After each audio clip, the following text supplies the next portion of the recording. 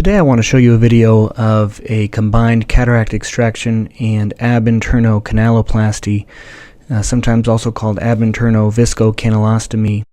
This is a patient with granulomatosis with polyangiitis. He had a visually significant cataract in this eye and medically uncontrolled glaucoma. In his fellow eye, he had undergone retinal detachment repair given his high myopia and tube shunt implantation, which was complicated by recurrent erosions.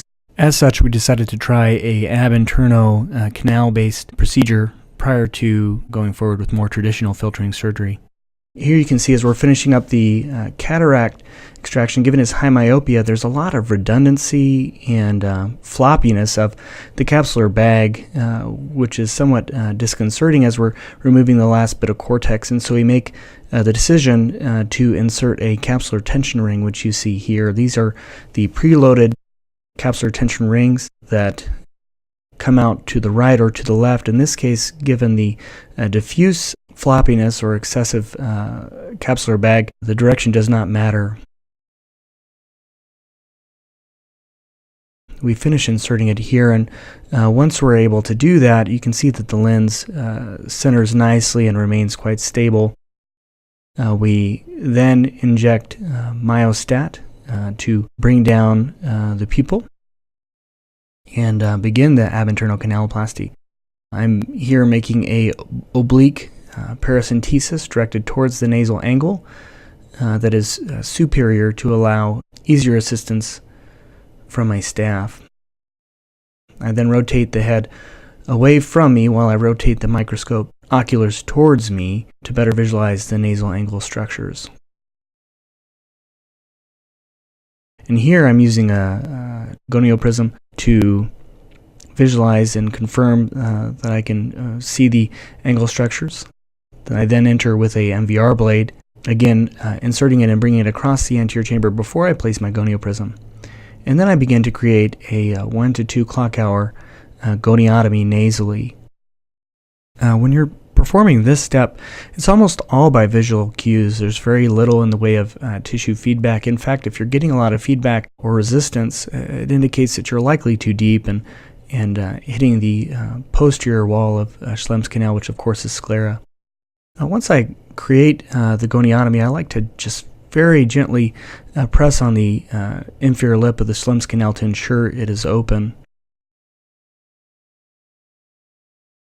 We then take this illuminated microcatheter, which contains within it a small lumen, which allows us to later inject viscoelastic into Schlemm's canal.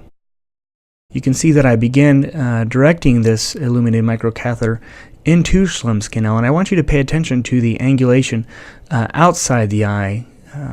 I'm getting a lot of resistance to going within the goniotomy, and I notice that it's deflected upwards. It's not in the same orientation as my original paracentesis, and so I asked my assistant to bring it down towards me so that it's following the same tract, and then I'm able to advance it much more easily.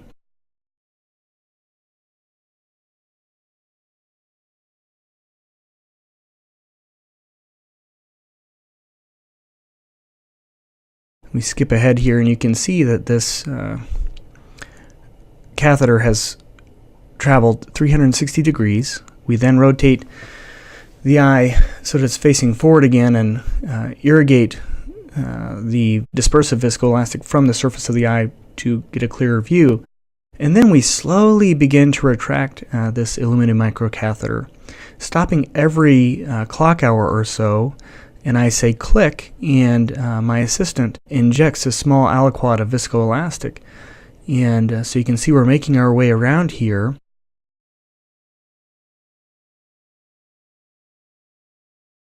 And there you can see there's a marked blanching of the episcleral vessels, which is indicative of a patent collector channel network and is thought to be a good prognostic indicator of success for canal-based procedures.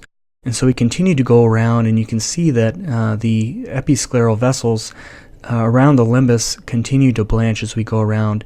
And again, every time I stop, every clock hour, I ask the assistant to click and inject a little bit more viscoelastic. And ultimately, you can see that we end up getting prominent episcleral blanching for about 270 degrees.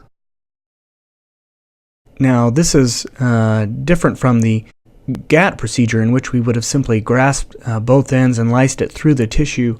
In this patient who is essentially monocular, we did not want to take the chance of having a significant hyphema, which would interfere significantly with his activities of daily living, and so that's why we chose to perform the ab interno canaloplasty, which has a smaller goniotomy and therefore is thought to have less risk of hyphema.